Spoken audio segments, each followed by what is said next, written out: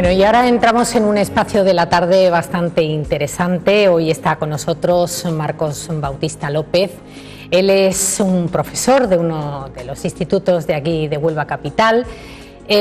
Bueno, pues que se ha metido en profundidades, digámoslo así, ¿no? Y ha escrito un libro para sus alumnos, sobre todo para ayudar a sus alumnos, y lleva por título Cálculo lógico de modelos proposicionales. Esto ha sido un boom totalmente, ¿verdad? Bueno, me ha sorprendido el éxito de momento que ha tenido, ¿verdad? Sí. Y es sobre todo para ayudar a sus alumnos. Pero para ayudar a sus alumnos, ¿de qué manera? Muy buenas tardes. Hola, buenas tardes. Bien, el libro que tienes entre manos contiene fundamentalmente un método que es revolucionario. Hasta el momento no había ninguna forma de representar todos los silogismos. Voy a recordaros que un silogismo eran dos premisas de las que se seguía una conclusión. Si digo, el clásico que hemos estudiado todos es todos los hombres son mortales, Sócrates es hombre, pues la conclusión es evidente, Sócrates es mortal. Entonces, podemos construir muchos silogismos distintos, pero no había ninguna forma hasta el momento que pudiera representarlos gráficamente todos. Y el hecho de que no se pudiera representar gráficamente lo convertía en una materia abstracta. Claro, algo menos tangible. Efectivamente. Eso es. Y entonces lo que hemos hecho, o su mente lo que ha creado, es encontrar esa forma gráfica de reflejar todos y cada uno de los silogismos. Eso es. Ajá.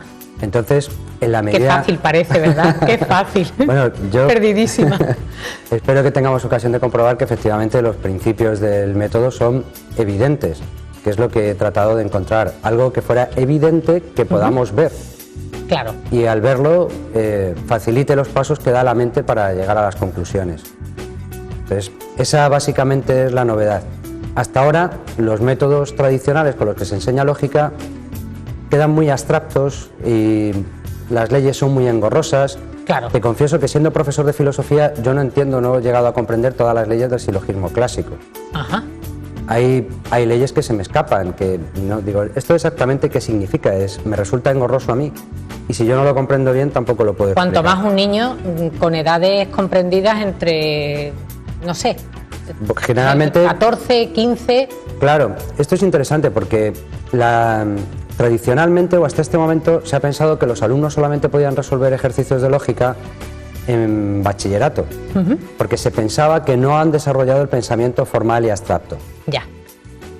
La cuestión es que yo creo que lo van a seguir sin desarrollar mientras no tengan previamente una imagen que codificar de forma abstracta.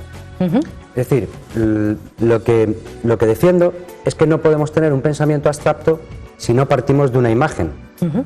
Lo mismo que no podemos tener una imagen si no partimos del movimiento. Claro.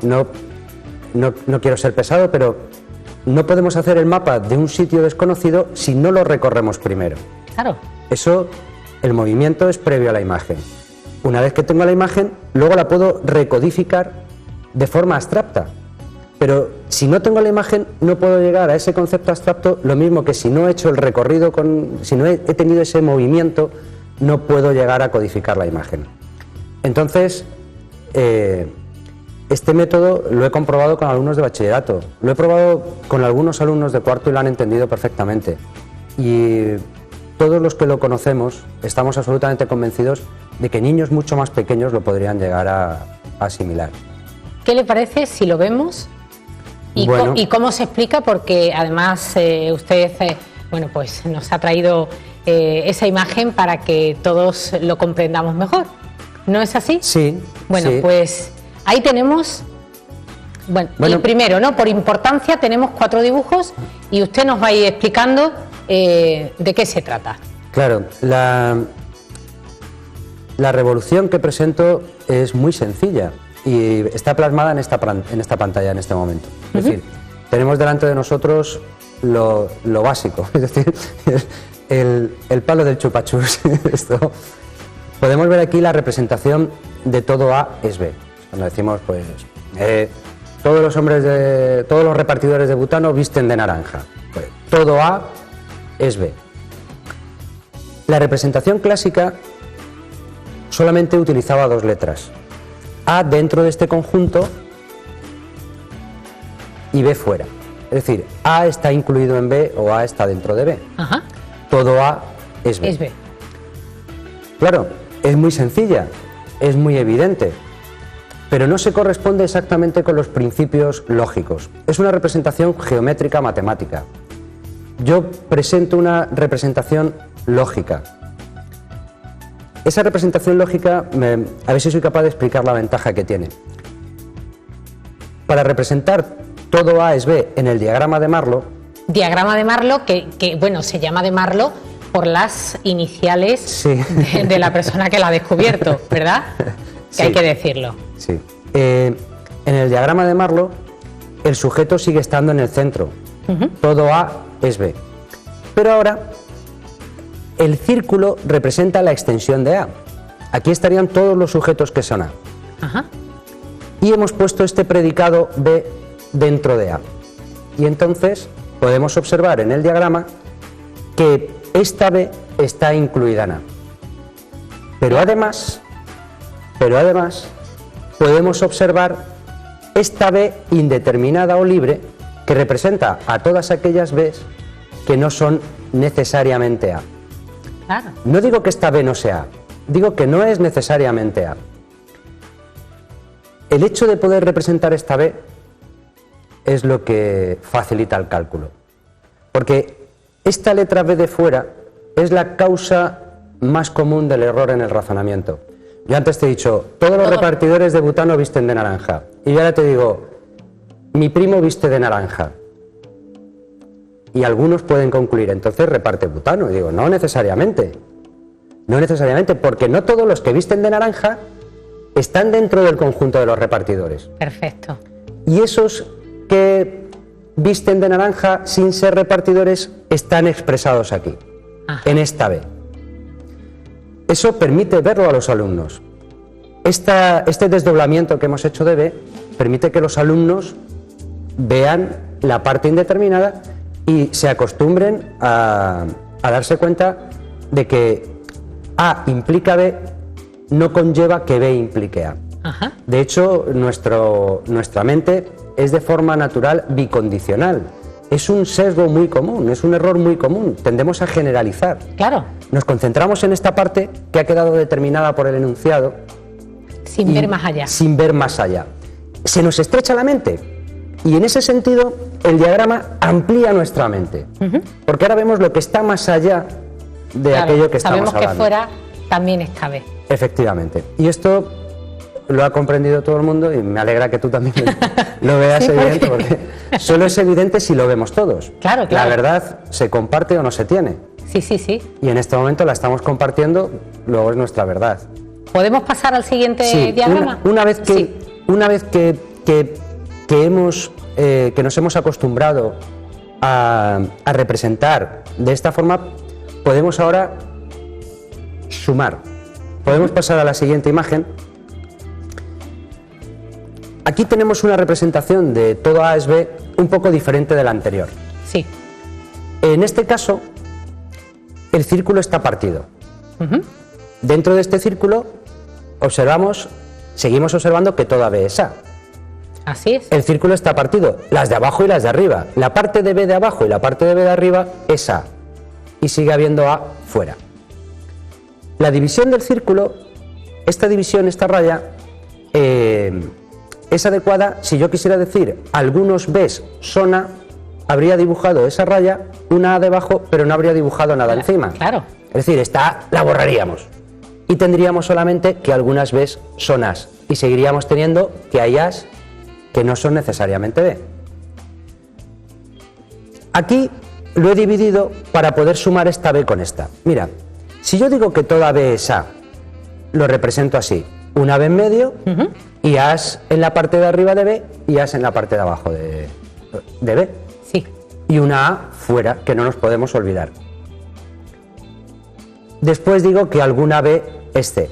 Aquí sí vemos más claramente lo que decía. Solo esta parte de B, la de abajo, es necesariamente C. La parte de arriba queda indeterminada, queda en blanco. Claro. Y tenemos también esta C fuera, que representa las Cs que no son necesariamente B. Cuando miramos estos diagramas, al menos a mí lo que me pide el cuerpo es simplificarlos, unirlos. Y eso es algo que hacen los niños desde muy pequeños. Es decir, yo ayer le decía a mi sobrino, le estaba explicando lo que había hecho, mi sobrino tiene 7 años, y yo le decía, si dices que todos los niños de tu colegio son listos, y luego digo que todos los niños de tu colegio son guapos, ¿qué puedes decir? Dice, pues que todos los niños de mi colegio son listos y guapos. Desde los 7 años él está realizando esta operación de simplificar estos modelos que representan 2 oraciones, 2 proposiciones, de simplificarlas en su mente y crear una única proposición, un único modelo, tal y como estamos representando aquí. Perfecto. Si yo tengo estas letras de arriba, sin mirar abajo podríamos hacer el ejercicio y preguntarnos, si simplificáramos estos 2 círculos, ¿Qué tendríamos? ¿Qué tendríamos? Claro, el sujeto seguiría siendo B, que está en el medio. En la parte de arriba del círculo tenemos A, claro. Tenemos A y nada más. En la parte de abajo del círculo A y C. A y C, que han quedado unidas, casadas dentro del círculo, necesariamente unidas. Y luego fuera, libres e indeterminadas, esta A y esta C. Esto puede llevar a error. Aquí vemos esta A junto a esta C, pero no están casadas. Solo está casado lo que lleva anillo. Lo que está dentro del círculo. Estas están libres. ¿Podrían estar unidas o no? Es decir, dentro de este diagrama hay que distinguir entre lo necesario dentro del círculo y lo que solo es posible fuera del círculo. Es muy importante eso también, porque a veces la mente confunde lo posible con lo necesario. Y en este diagrama queda perfectamente expresado. Estas A serán libres, recuerdas que eran A's que podrían no ser B, estas C serán libres, y aquí tenemos fuera de lo necesario A's y C's que están campando a sus anchas, que nada les impide entrar, pero tampoco están obligadas a entrar. La lógica se ocupa de lo necesario, en principio. Y ahora nos preguntamos, ¿qué asociaciones entre A y C son necesarias? Hay que aprender este lenguaje, pero es sencillo. Dices, ¿todas las A's son C's? ¿Algunas A's son C's? ¿Ningunas A's son C's? ¿O no lo sabemos? Claro, necesariamente. Y entonces miramos al círculo y primero nos preguntamos por A. ¿Todas las A's son C's? ¿Toda A está casada con C necesariamente dentro del círculo? Claro. Bueno, la de abajo. ¿Eso? Pero la de arriba no. No. Ni la de afuera tampoco está casada con C necesariamente. Lo único necesario es que alguna A, esta de abajo, es C. Claro. Y si nos preguntamos ahora por las bodas de C, por con quién está asociado C, vemos que lo único necesario... Igual que la A. Claro, efectivamente, alguna C, esta está casada con A, esta. Pero otras que están representadas por estas de fuera, las que son libres, no lo sabemos. Podrían, pero no lo sabemos. Entonces, recordemos los pasos. Hemos representado cada premisa poniendo fuera del modelo, fuera del círculo, esos elementos indeterminados que no se pueden representar en ningún otro diagrama hasta el momento y que por eso limitaban el alcance de todos los diagramas, incluidos los de Venn. Claro. Ahora ya no hay límites. Podemos representarlo absolutamente todo.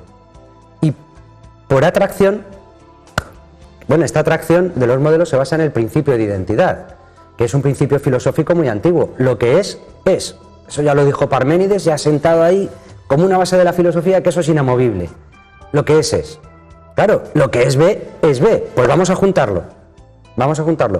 En base a ese principio de identidad hemos llegado a esa conclusión. Y luego simplemente tenemos que aprender y practicar, porque no es... Hay que habituarse. Claro. Hay que habituarse. Entonces, de hecho algunos alumnos, esto les cuesta un poco más y dicen, bueno, ¿qué ves aquí? Pues que B, algunas B's son A y otras B's son A y C, y es correcto lo que dicen. es correcto lo que dicen.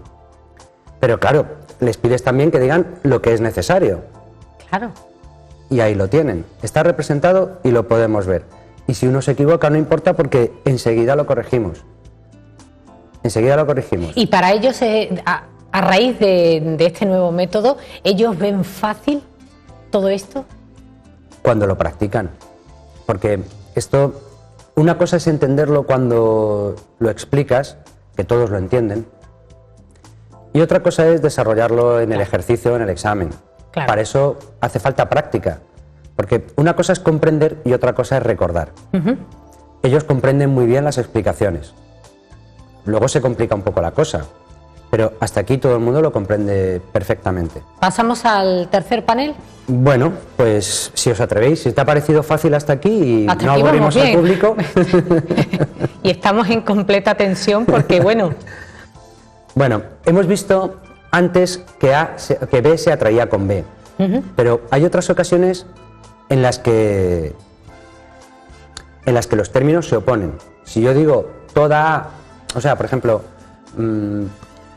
todos los onubenses son españoles, ningún español es africano, pues ahí evidentemente llegamos a la conclusión de que ningún onubense es africano, pero no llegamos por los mismos principios del pensamiento que llegábamos antes. Ahora nos vamos a basar en el principio de no contradicción. Si los onubenses son españoles y los españoles no son africanos, los onubenses no pueden ser africanos, claro, porque habría una contradicción. Claro. Entonces, ese es otro principio, la contradicción. Entonces, es otra novedad del método el darse cuenta de que los silogismos se distinguen entre aquellos en los que hay atracción por el principio de identidad y aquellos en los que hay repulsión por el principio de no contradicción. Pero si hemos sido capaces de seguir con atención la explicación hasta ahora, veremos que esta A no la podemos juntar con esta no A. Este signo de aquí, que nadie se asuste, simplemente significa no A. No. Entonces, no podemos meter el A con no A, porque yo pienso que el universo explotaría, ¿verdad? Pues sería contradecir el primer principio del conocimiento. Lo que es no puede no ser. También Parménides, es decir, es un principio que está en la base de toda la historia de la filosofía y que sin embargo no ha quedado suficientemente reflejado en la lógica hasta este diagrama. Si yo ahora digo que toda V está dentro de A, al margen de que solo alguna A sea V, pero si yo digo que toda V está casada con A y digo que toda F está casada con no A, la pregunta es, ¿qué relaciones hay entre V y F? Antes, en el ejercicio anterior, buscábamos relaciones necesarias, ahora buscamos relaciones imposibles. Y yo creo que si miramos una V casada con A y una F asociada a no A, yo creo que todos vemos lo imposible. ¿Podría alguna V asociarse con F y ser F? Pues, ¿podría alguna F asociarse con V? Si V se casara con F, tendríamos V con F, pero tendríamos dentro del mismo círculo A y no A. Así que, como V está con A y F con no A, es imposible unir V con F. Y todo el mundo lo comprende. A mí me parece que evidente. Más difícil que lo anterior, pero evidente. Es decir, de hecho, lo de antes era síntesis y esto es análisis. Puede que algún día los neurólogos confirmen que los ejercicios del tipo anterior los resuelve el hemisferio derecho y que este tipo de ejercicios se resuelven en el hemisferio izquierdo, por el análisis. Son más complicados y de hecho normalmente solemos fallar. Aquí, por acabar con esta imagen, tendríamos dos conclusiones. Ninguna V puede ser F, ninguna V es F y ninguna F es V. Entonces, con lo que hemos visto hasta este momento, pues todo el mundo ha podido comprender los principios del cálculo, cómo calculamos. Entonces, aquí habría una repulsión universal entre V y F. ¿Y los alumnos, después de conocer todo esto, le parece fácil la lógica? Desde luego, los resultados en el examen han sido increíbles, magníficos, ¿no? Magníficos. Es lo que me motiva fundamentalmente a tratar de difundir el método. Además, ellos han ayudado bastante a hacer todo esto. Sí. Esto, sin mis alumnos... Se sonríe cuando le pregunto eso. Porque ha sido una experiencia fantástica. Es decir, esto ha sido un proceso de investigación compartido con mis alumnos del año pasado y mis alumnos de este año. Y sin ellos no hubiera sido posible. Por varios motivos. Primero porque es cierto que me han dado incluso algunas ideas, ¿no? Fue una alumna, mi alumna Patri, me dijo, bueno, me vino un día con todos los ejercicios ordenaditos, porque yo tan ordenado no lo tenía. Resolvía todo sobre un círculo y vino ella con todo ordenado y dije, oye, el orden es esencial, ¿cómo no he caído yo en esto? Y además... El orden, lo simple, claro, el primer golpe de vista hace muchísimo también. Y además, para poder sumar los círculos... En la imagen anterior veríamos que para poder sumar los círculos teníamos que tener B y B como sujeto. Y ella fue la que me dio la idea de, bueno, pues, si tú tienes aquí, supongamos que, no sé si podemos volver a la imagen anterior. Sí, que podemos, ahí la tenemos. Claro, aquí podemos sumarlo porque las dos Bs están como sujeto, pero si esta C, si hubieras dicho en vez de alguna B es C, alguna C es B, yo tendría C como sujeto. Y yo no veía la manera de meter esa C con esa B. Y le dije, oye, Patri, esto se tiene que poder... Este modelo se tiene que poder meter con este. Y ella dijo, pues sí, se lo llevó a su casa y me ha dicho que también estuvo allí su familia dándole vueltas y vino y me dijo, mira, pues... cámbialo. Si te dice alguna C es B, lo cambias por alguna B es C. Y ya está. Y ya tan está. Fácil como eso. Y tan sencillo como eso, y entonces ya todo encajó. Todo encajó. Esto en cuanto a las aportaciones positivas, es decir, que evidentemente yo a Patri se lo he agradecido en el prólogo, le he agradecido su contribución y la reconozco públicamente y me parece que es fantástico que esto haya sido así. Pero no solamente han contribuido los alumnos que han tenido alguna idea, porque otros se quedaban conmigo al final de la clase y le daban vueltas y a base de darle vueltas conmigo también me aclararon muchas cosas. Pero también los alumnos que se han equivocado, los alumnos que han cometido errores, son los que realmente me han mostrado el camino para llegar a lo más simple, a lo que todo el mundo pudiera entender. Y la verdad es simple. Si no es simple y no es evidente, no es la verdad. Claro. Entonces, el esfuerzo que he hecho por comprender los errores de mis alumnos es lo que me ha podido permitir hacer este diagrama que no sé hasta dónde va a llegar, pero resuelve todos los silogismos y es algo que en 2500 años no había hecho nadie.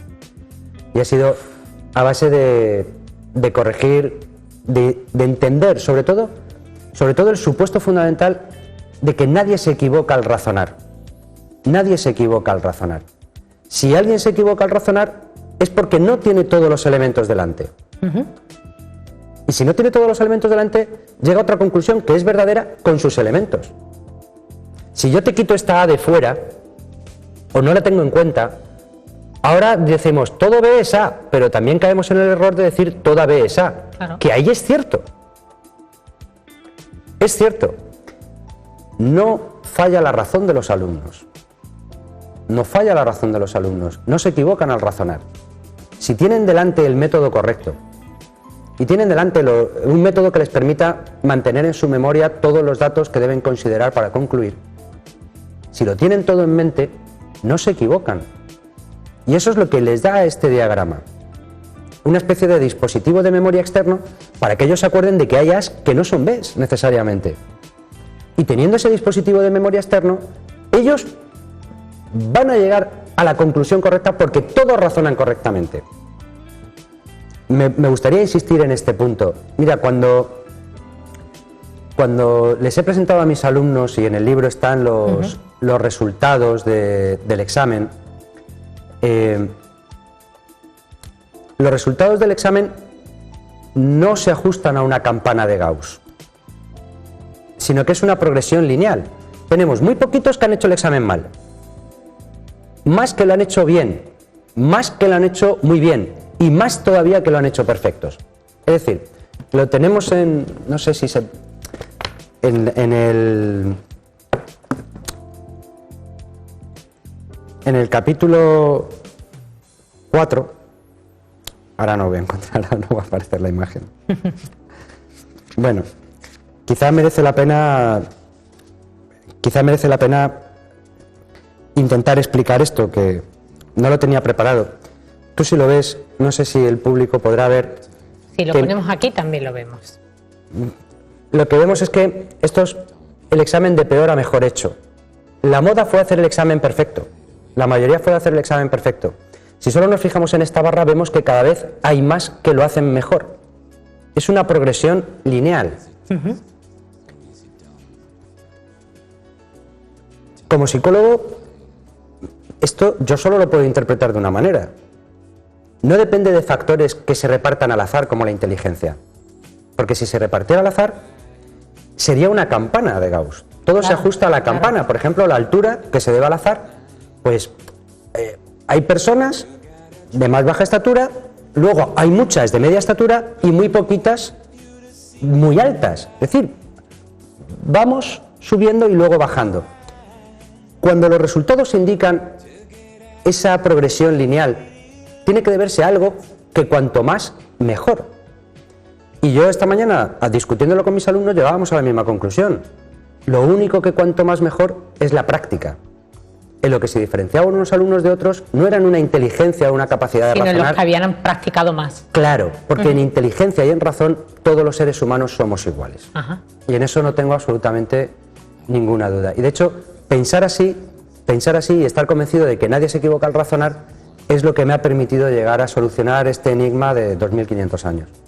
Pues Marcos, ha sido un placer tenerle hoy aquí. La verdad es que ha sido una entrevista interesantísima. Yo no sabía nada de silogismos y si los he dado ya no me acuerdo de ninguno, pero la verdad es que he visto así parece bastante fácil y sus alumnos se lo agradecerán y supongo que a la mayoría de alumnos de los distintos institutos, porque esto ya se va a hacer nacional y ojalá pues que se traduzca a otros idiomas para que sea tan fácil como lo hemos visto aquí esta tarde. Muchísimas gracias, Marco, y que siga siendo todo un éxito. A vosotros por invitarme, muchas gracias. Muchísimas gracias. Y nos vamos a ir ahora con nuestra compañera Laura Brito, que se encuentra en el Colegio de Aparejadores. Adelante, Laura, cuando quieras. Buenas tardes. Efectivamente, me encuentro en el Colegio de Aparejadores de Huelva, donde se ha presentado el Foro Empresarial de Huelva, impulsado por la Unión Provincial de Empresarios de la Construcción, UPECO. Está conmigo el coordinador de este foro, Javier Han. Muy buenas tardes.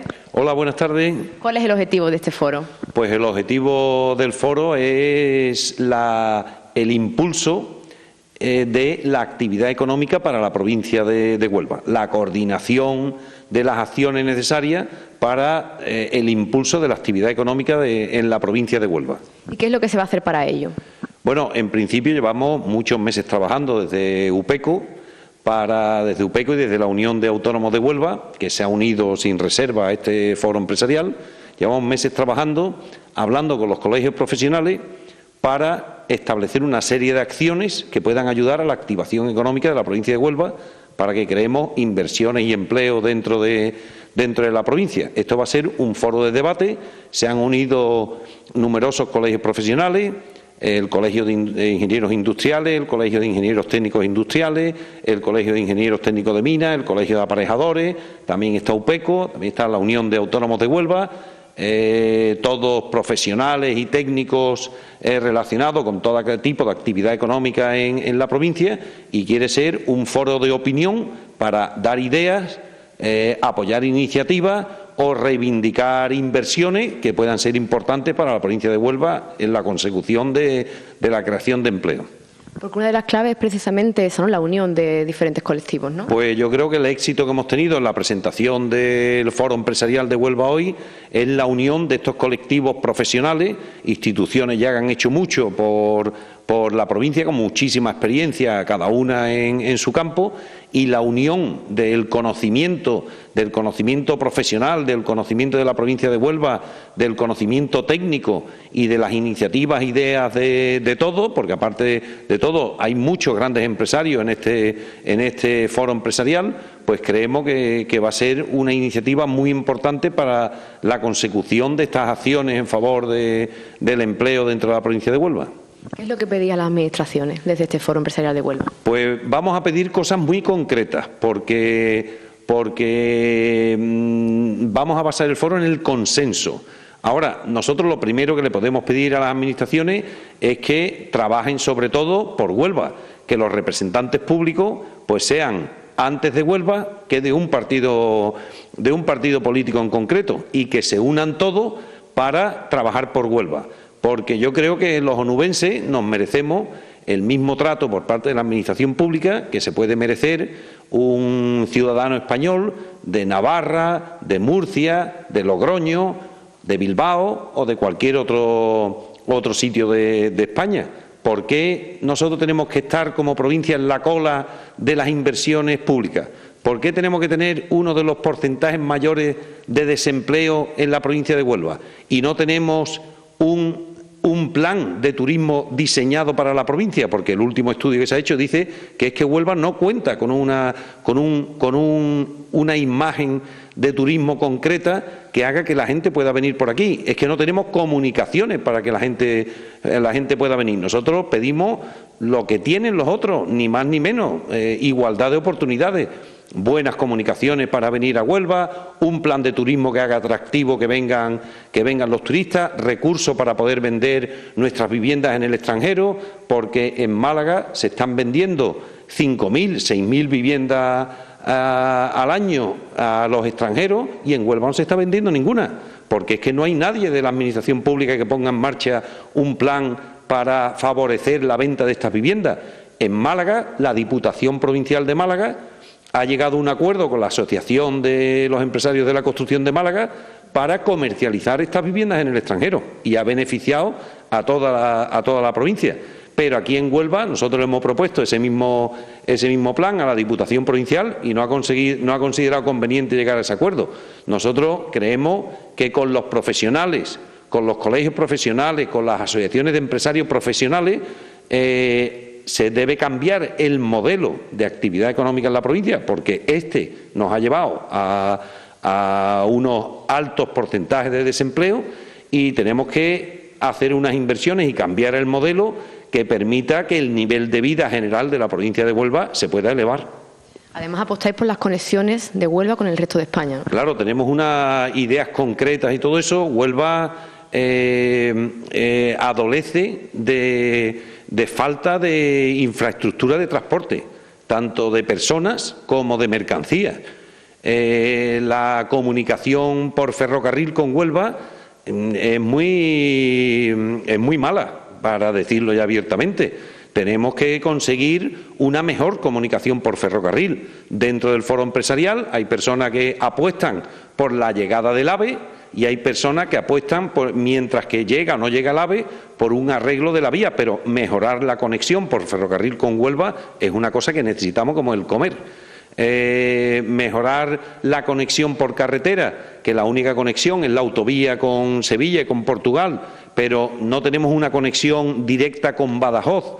Ya sabemos que la de Cádiz es muy difícil con el Parque de Doñana, pero es que precisamente para paliar esa falta de conexión con Cádiz, porque estamos en un embudo, Huelva, para paliar esa falta de conexión con Cádiz, se deberían haber hecho muchas más inversiones en la conexión con Badajoz y la conexión con Castilla-La Mancha, porque desde allí podríamos tener un más fácil acceso por parte de los ciudadanos de Badajoz y de Cáceres y de Córdoba y de muchos de Castilla-La Mancha, que tendrían más fácil el acceso desde allí.